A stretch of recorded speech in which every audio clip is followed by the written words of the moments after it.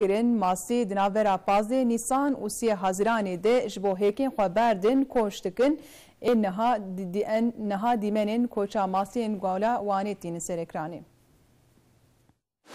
Ev cure masî bi tenê dikare di ava gola wanê ya bi soda de bijî. Di navbera 15 Nîsanê û 3 Haziranê de ji bo ku hêkên xwe berdin ava çemê dest bi koçê dikin.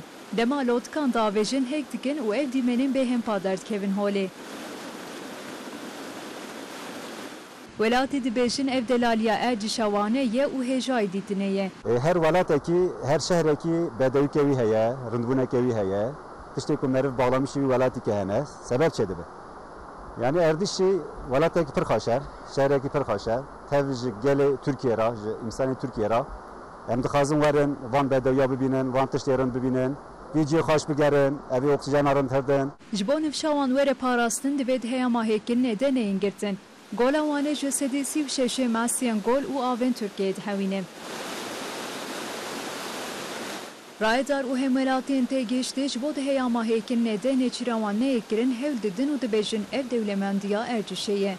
Vê derê masî dertin, masî ji ava şor dertin, têne vê derê ava şirîn xerzê xwe rû dikin, paşê zamanla gerî diçin. Ji bo wî weke mehekî dira disenin. Wate ku mehekî disenin, öreme sezoniya wan e. Yani zavbûna wan. Hez dikim ku zav bin, çoğalmış bin. Masî zav dertin. Masî têne vê ava şirîn da, ji ava şor dertin. Têne vê derê vira zav masî xerzê xwe de vala dikin, gerî çine berê da carakanî. Tiştek zavrinde, yani variyeteke zavrinde. Nêçîra masiyan ji bo însanan qedexe ye lê ev qaxlîbaz guh natin qedexeyê.